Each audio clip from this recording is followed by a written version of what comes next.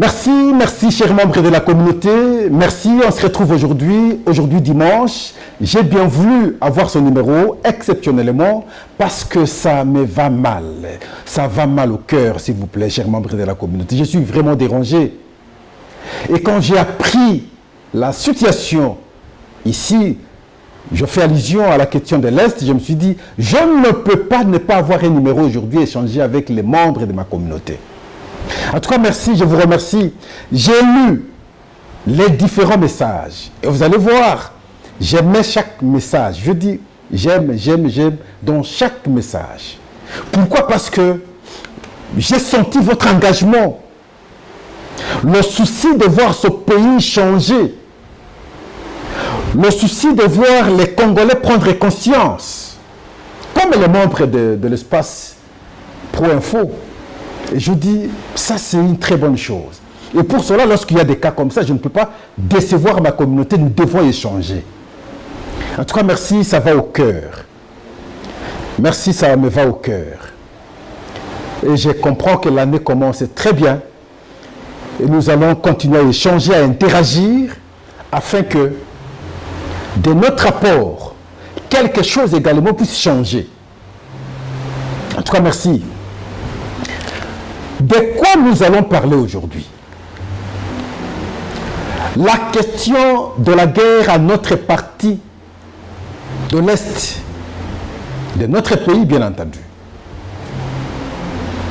Et tous nous avons suivi depuis hier soir que les agresseurs, le M23, auraient pris le centre-ville de Massissi. Ça m'a dérangé toute la nuit, je n'ai pas dormi, chers membres de la communauté. Encore que, le samedi, lorsque les affrontements étaient à Katale, l'entrée de Massissi, bien entendu, je me disais, je ne crois pas qu'ils peuvent oser arriver au centre-ville.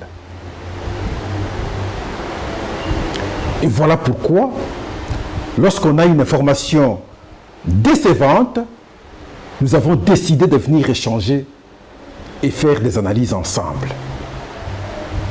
En même temps, décourager ces stratégies politiques qui se font à la partie ouest, comme qui dirait, les gens sont en intelligence avec le M23, déstabilisent aujourd'hui certaines institutions, certains acteurs politiques très proches de l'UDPS. C'est comme ça que j'en appelle à l'UDPS de pouvoir ouvrir l'œil.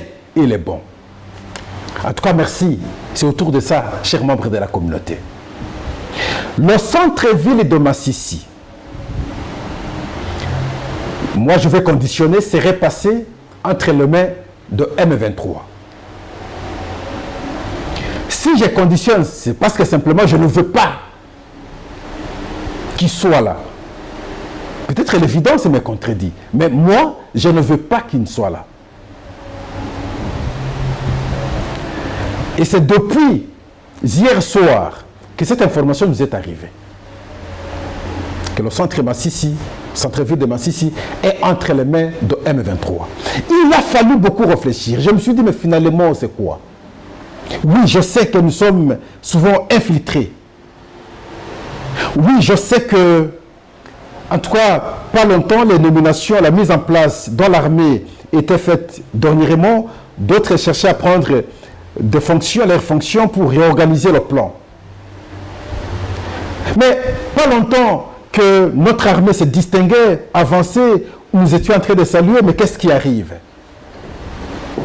Nous avons suivi le secrétaire d'État américain appelé, en tout cas, au cessez-le-feu, comme toujours, à chaque fois lorsque nous osons avancer. Et nous avons découragé, nous avons dit la fois passée, toujours les États-Unis nous ont appelés à la trêve. De la trêve, on a perdu Kanyabayonga. Et lorsqu'ils ont compris aujourd'hui que nous commençons à avancer, ils nous poussent maintenant au cessez-le-feu. Pour que lorsque nous allons observer, ils nous attaquent, qu'ils nous récupèrent encore des espaces. Nous avions analysé la fois passée, et voilà. Et quand j'ai appris que ces agresseurs, ces envahisseurs, ont pris le centre-ville de Massissi, et voilà pourquoi j'ai été choqué. Alors je me suis dit, je pars, mon Dieu, échanger avec les membres de la communauté. Mais est-ce que j'aurai les énergies pour présenter cette question de cette façon? Pourquoi nous devons perdre souvent les espaces? Toujours notre pays, pourquoi? Comme par télépathie, un membre de la communauté me fait un message, il est sur place à Masisi. Ça, c'est une bonne chose. Il me dit, Monsieur Pascal, j'ai tenu vous donner ces informations depuis hier soir, pratiquement vers la nuit. Ces agresseurs sont arrivés au centre-ville de Masisi, effectivement, mais le matin ici, il y a une contre-attaque de FARDC, il y a beaucoup d'arrestations, la situation est trop tendue, sûrement que jusqu'à la fin de la journée, nous aurons d'autres informations qui pourront probablement être en notre faveur. Et voilà ce qui m'a donné un peu de l'énergie pour venir échanger avec vous, chers membres de la communauté. Nous allons continuer à pousser notre armée, à encourager notre armée de continuer à attaquer et non de subir. Et non d'observer d'un côté la trêve, de l'autre côté le cessez-le-feu. Par ceux qui sont en intelligence avec ceux qui nous agressent. Et à chaque fois lorsque nous avançons, ils décrètent le cessez-le-feu. Mais lorsque c'est nous, ce sont eux qui avancent vers nous, on n'entend pas ces appels. Vous n'allez pas voir une personnalité américaine. Allez maintenant chez Paul Kagame, allez maintenant chez Bissimois, allez maintenant chez Nanga. Lorsque c'est le 23 qui avance vers nous. Mais lorsque c'est nous qui avançons vers eux, rapidement vous allez voir une personnalité américaine venir chez Tshisekedi, ainsi de suite. Mais pourquoi ce jeu?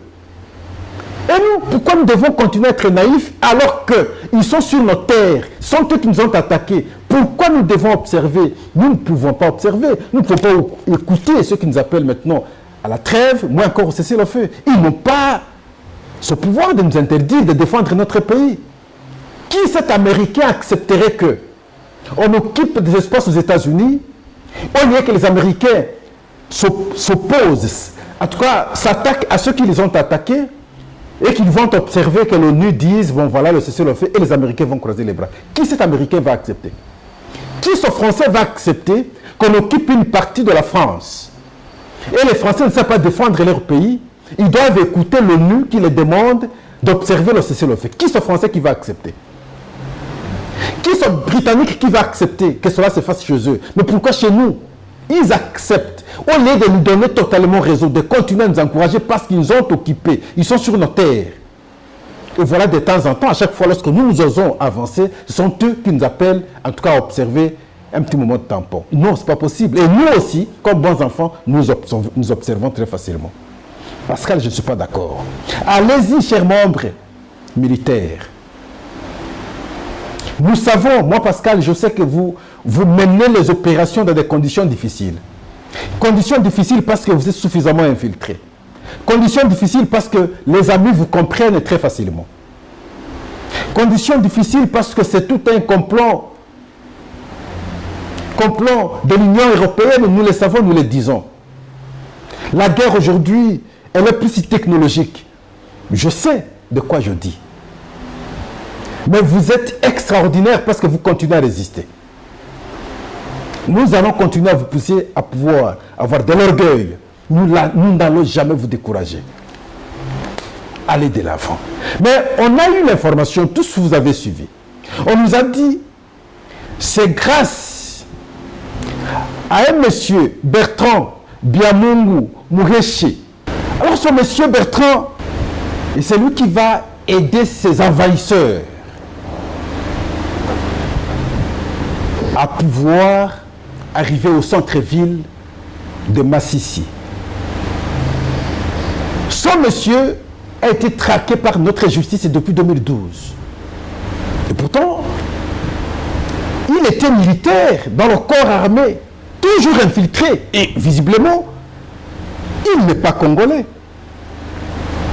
Nous sommes infiltrés, l'armée très suffisamment infiltrée. Mais le monsieur, par ses actes de traîtrise contre le pays, il sera traqué par la justice et finalement arrêté. Il va passer tout le temps en Ndolo ici. On l'a traqué depuis 2012, 2019, il était en Ndolo. Et c'est en 2022 qu'il va bénéficier de la grâce présidentielle. Il sera libéré, une fois libre, il va rejoindre maintenant le M23. Il rejoint le M23, il opère avec ces gens contre le pays.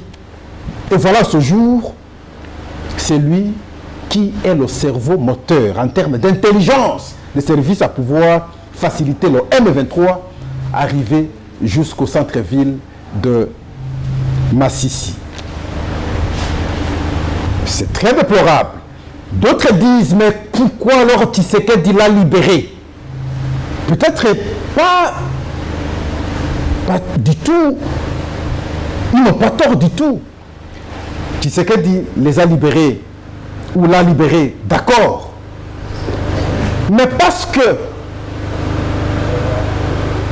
c'est avec souci, lorsqu'il a eu le pouvoir au début, il avait l'intention de travailler avec tout le monde, il avait l'intention d'avoir des relations avec tout le monde. Il est venu à cœur ouvert, il a pratiqué la politique avec la morale. Et je suis chez Platon et chez Socrate. Il a cru à la bonne volonté des autres, des Paul Kagame, des Rwandais, ignorant que, et avec leurs plans, ils sont chez Machiavel, le cynisme. Ils sont des loups au milieu des moutons. Ils devaient maintenant atteindre leur objectif. L'objectif pour les Rwandais, ce n'est pas comme je l'ai toujours dit, combattre le FDLR. Ce n'est pas pour avoir les yeux doux des Congolais, ils n'ont pas besoin de ça. Ils n'ont pas la compassion. Pour eux, c'est gagner les espaces en République démocratique du Congo. Renverser, sinon déverser, je voulais dire, déverser leurs citoyens, les citoyens rwandais sur le sol congolais. C'est cela l'objectif des Rwandais. À nous de pouvoir bien comprendre. Et nous devons bien comprendre. Et voilà, il a bénéficié de la grâce. Une fois obtenu la grâce présidentielle, il est allé maintenant massacrer les Congolais avec le M23. Mais le plus curieux pour nous, c'est lorsque nous constatons que les Congolais, les Kinois en particulier, au lieu de réfléchir sur la question, sur des questions essentielles, mais les gens sont distraits.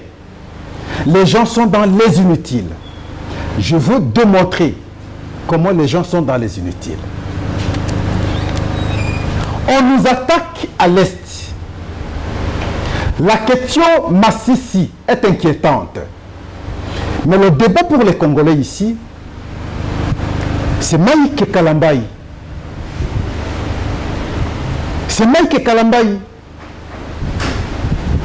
Après le décès de notre regretté, le pasteur Christian Dakumuda, il a fait ses vidéos il y a longtemps.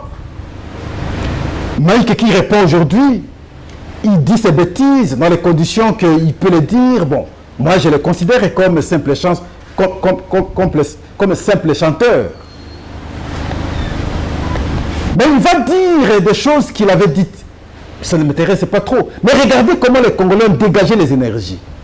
Les émissions sont organisées de part en part.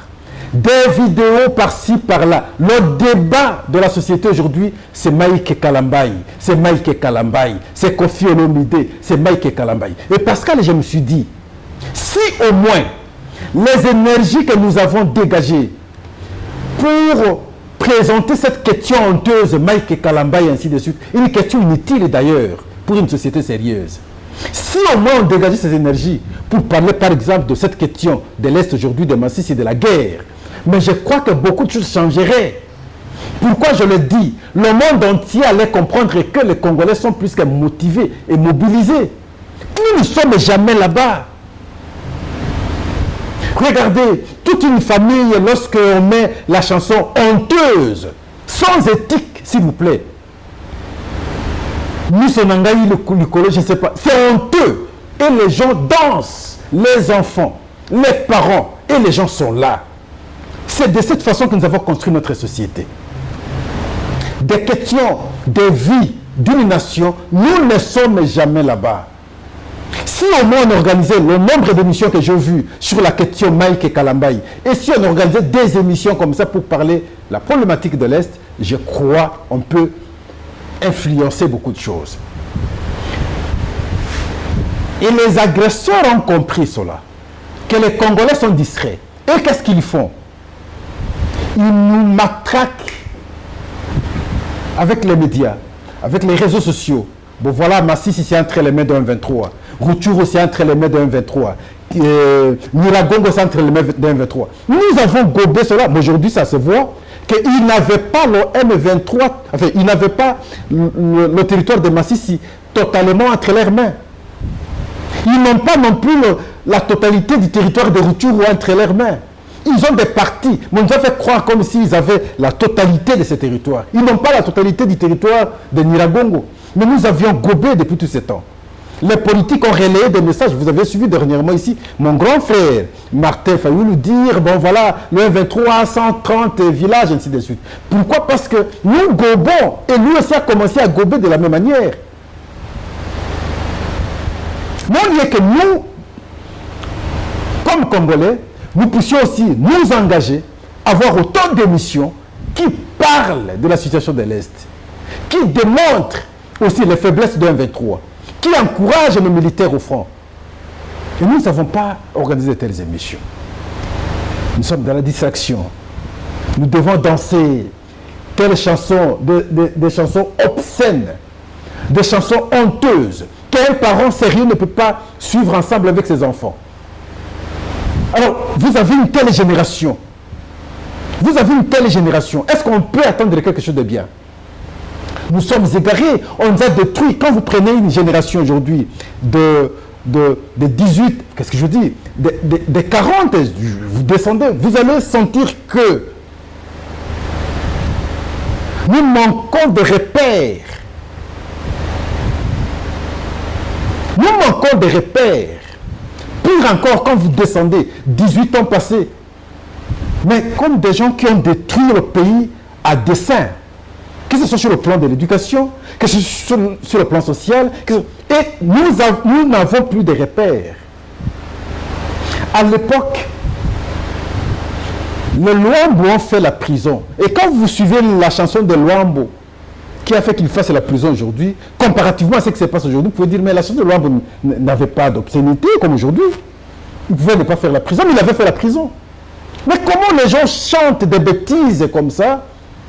On laisse cela à la portée de toute une communauté. Non, c'est honteux, s'il vous plaît. Refaisons les choses autrement. En tout cas, merci. C'est une occasion pour moi de saluer l'opération Ndobo, l'initiative du ministre de l'Intérieur.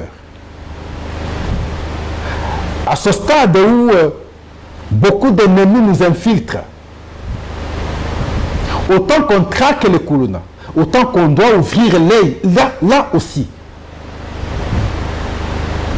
Et je salue le ministre de l'Intérieur. J'encourage le ministre de la Justice. J'encourage, dans le cas de la ville de Kinshasa, le commissaire ou le général Kilimbalimba, Blaise. Continuez. Beaucoup nous infiltrent. Nous devons ouvrir l'œil et le bien, sinon le bon. Le deuxième volet de la question, c'est sur le plan politique. Et ici, je veux m'adresser directement à l'UDPS, qui doit également aussi ouvrir l'œil et les bons. Le combat qu'on mène pour déstabiliser le régime, pour déstabiliser le pays, par ses attaques, ses agressions à l'Est, il n'est pas très loin. Lorsqu'on fait cette déstabilisation sur le plan politique, ici contre vous, UDPS, continuez à rêver, vous serez surpris. Continuez à rêver, vous serez surpris. Le loup d'hier, vous pensez qu'il est devenu votre mouton d'aujourd'hui, il est devenu votre ami d'aujourd'hui. Vous serez surpris. Quand vous vivez avec des loups, attention. Je sais pourquoi et je sais de quoi je dis.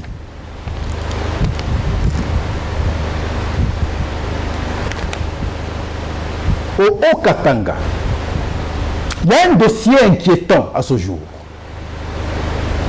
Ce dossier, c'est contre le vice-gouverneur Martin Kazembe Choula. Un dossier qui ne les concernerait pas. Mais aujourd'hui, on monte un dossier simplement parce que c'est un cadre de l'UDPS. Vous vous rendrez compte que les bourgmestres et les administrateurs de l'UDPS sont trop traqués. Ici, je ne suis pas pour défendre les détourneurs. Si vous avez détourné, vous avez détourné plutôt l'argent de l'État. On doit vous traquer, ce n'est pas parce que vous êtes de l'UDPS. Là, vous êtes dans les antivaleurs. Comme je parlais dernièrement du bourgmestre de Fungurume, à Kolwezi. Mais à partir du moment où les rapports ont démontré qu'il a détourné 20 millions d'argent, c'est beaucoup d'argent. On ne peut pas défendre de tels cas. Quand vous avez mal fait, nous allons dire qu'il a mal fait. Et nous allons dénoncer avec beaucoup d'énergie. Mais le cas ici, il y a un pasteur, M. Lamba Lamba, c'est un pasteur, un homme de Dieu, qui nourrit le souci maintenant d'organiser une activité commerciale. Entre autres ici, les activités nautiques. Attendez par les activités nautiques, tout genre de sport qui s'organise dans l'eau. Il y a une rivière à Lubumbashi qui se déverse sur le lac Tchombe. Il a constaté quelque part, il y a un espace marécagé. Il a estimé que c'est bon qu'il organise ses activités ici. Mais qu'est-ce qu'il peut faire? Il écrit une lettre au gouverneur. C'est le 5 août 2019. Le gouverneur s'appelle Jacques Kiaboula, qui est jusqu'aujourd'hui gouverneur. Le gouverneur réceptionne la lettre du pasteur Lamba Lamba. Il transmet sa lettre au ministre ayant en charge de reconstruction des travaux publics dans ses attributions. M. Miguel, à son temps. À son tour, il va apprécier la question, il dit, mais je pense qu'il n'y a pas assez d'inconvénients. Nous, on remet la question à l'équipe technique pour apprécier davantage la question. Ils ont observé les contours du dossier, ils ont dit, mais il n'y a pas assez d'inconvénients. Avis favorable. Ils envoient la question maintenant à la mairie. Le maire reçoit la correspondance maintenant du gouvernorat. Qui était maire de la ville à son temps, c'est M. Lubaba Balouma. Et lui aussi à son tour, il envoie la question à l'équipe technique de sa mairie. Et là aussi, on va apprécier la question. On dit, bon, il n'y a pas d'inconvénient. On autorise maintenant monsieur le pasteur Lamba Lamba de commencer ses activités. Et la lettre est là d'ailleurs, vous voyez la lettre. Monsieur Lamba Lamba commence ses activités. Il n'y a pas de problème. On l'a vu et il a commencé ses activités. Bon, il disait qu'il pouvait engager au moins 300 000 personnes. Bon, voilà, son activité a commencé. Mais je veux vous dire que là, beaucoup de gens ont construit. Même les Moïse Katumbi, le feu Kyungu, tout ça. Beaucoup de gens ont construit. Et après,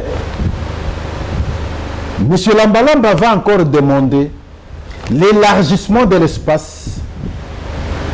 Et il s'adresse maintenant à la mairie. Cette fois-ci, l'ancien maire est parti, le nouveau maire est entré. Qui entre maintenant, c'est le nouveau maire Martin Kazembe, qui prend le dossier.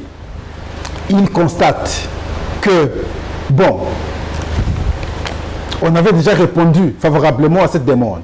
Il renvoie encore à la commission d'études du dossier. La commission étudie, il dit, bon, c'est une question que nous avons déjà résolue dans le passé. Et on autorise au maire de prendre un arrêté permettant à M. Lamba Lamba d'élargir un peu l'espace. M. Lamba Lamba a élargi l'espace. Il a commencé ses travaux. Et quelques temps après, parce qu'il y a d'autres maisons aussi à côté, c'est M. Yuma, Albert et les autres qui vont dire non, les zones dérangent. Ils vont saisir la justice. Et la justice va rendre son arrêt. Elle va constater que le pasteur Lambalamba n'avait pas tort. Encore que il a tous les documents de l'État. Il travaille parce qu'il a eu l'autorisation de l'État. Le problème ne se poserait pas. Et voilà aujourd'hui les députés provinciaux, principalement ici de l'ensemble, s'il vous plaît, qui vont maintenant ressortir le dossier pour s'attaquer au vice-gouverneur, comme s'il était responsable du dossier, simplement parce qu'on veut lui régler des comptes. Le problème est ailleurs. C'est son label de l'UDPS qui se pose, qui pose comme problème aujourd'hui et qu'on ne sait pas supporter. Et surtout avec sa dernière sortie pour réclamer, pour relayer le message de son secrétaire général ici pour le changement de la Constitution. On n'a pas digéré. Ceux qui ont combattu l'UDPS hier, surtout à Lubumbashi, ceux qui ne supportaient même pas voir les combattants de l'UDPS se manifester, ceux qui étaient vraiment contre l'UDPS sont ceux qui gagnent des espaces aujourd'hui, des fonctions au Katanga, même ailleurs d'ailleurs. Est-ce que c'est interdit? Non, je ne dis pas que c'est interdit, mais simplement, nous sommes en politique. Sinon, vous êtes en politique. Et là, à ce jour, il y a une motion, une question contre le vice-gouverneur. Une session extraordinaire s'organise contre le vice-gouverneur. L'argent circule, certains députés touchent l'argent. La première partie a été touchée, la deuxième partie sera touchée d'ici 1 ou 2 jours pour qu'on débatte de la question. Soyons sérieux. C'est à ce stade que vous commencez maintenant à déstabiliser aussi cette partie et vous ciblez ceux qui vous gênent dans la manière de déstabiliser ce régime. Il faut avoir beaucoup d'œil pour comprendre ce qui se passe. Le loup reste loup. Même si vous l'adoptez dans votre cour de mouton, mais il est loup. Vous risquerez d'être surpris demain. Parce que Kazembe gêne beaucoup. Ceux qui sont là, ils sont gênés parfois par ses actes. Ils veulent monter un tel plan, il est là, mais comment ça va se passer? Ils veulent monter un tel plan, il est là, mais comment ça va se passer? Et c'est comme ça qu'ils deviennent l'élément gênant qu'il faut tout faire pour l'écarter. Le plan, c'est à son niveau. Mais posons-nous la question. Les actes posés hier par un maire de la ville peuvent être opposables aujourd'hui à ce maire de la ville devenu vice-gouverneur. En d'autres termes, considérons par exemple qu'hier il était maire de la ville, aujourd'hui il n'est nulle part. Ça se passerait comment? Encore que ce n'est pas lui qui a commencé avec le dossier, ce n'est pas lui qui a pris les arrêtés, ce n'est pas lui qui a octroyé l'espace à M. Lambalamba. Ça n'a pas de sens, s'il vous plaît. Sur les actes administratifs, c'est la mairie qui est responsable. Si on constate que ce n'est pas intéressant, on peut maintenant retirer les arrêts qui ont été pris à son temps.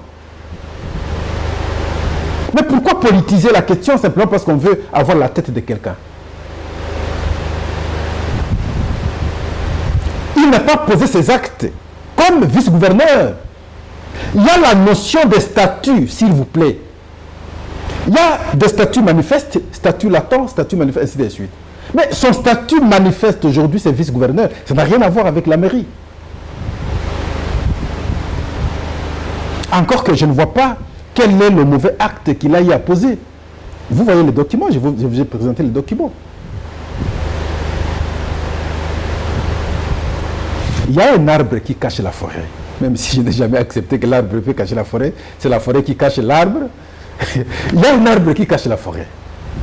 La plante ailleurs.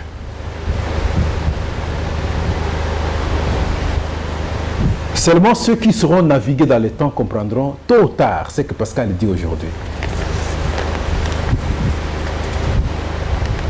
J'ai eu la chance d'aller dans plusieurs territoires, non seulement du Haut-Katanga, mais dans plusieurs territoires de l'espace Grand Katanga. J'en connais quelque chose. Comme Auguste Comte m'a appris que toute vérité n'est pas bonne à dire, et voilà pourquoi je me réserve un peu. Mais seulement, je défends, en tout cas, si au moins nous étions dans un état des hommes normaux, je défendrais l'addition de la politique à la morale. Si au moins nous étions dans un état des hommes normaux. Mais nous sommes dans un état des hommes anormaux, visiblement, parce que les actes que nous posons ne sont pas normaux. La preuve, comme je vous ai dit, au lieu de défendre la question de l'Est, nous sommes discrets. Et à ce moment-là, je souhaite qu'on comprenne la pensée de Machiavel. Un loup reste loup. Au milieu des moutons, il va bouffer les moutons.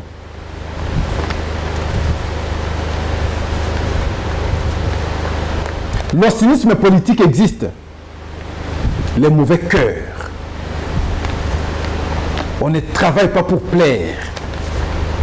On travaille pour séduire. Ça, c'est Machiavel. On ne travaille pas pour être aimé. On travaille pour être craint. C'est Machiavel. En tout cas, merci.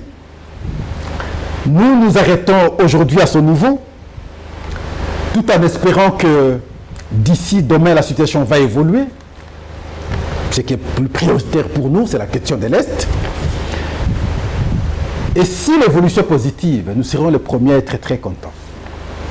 Mais je parie que l'évolution sera positive parce que l'engagement des militaires n'est pas à mettre en cause.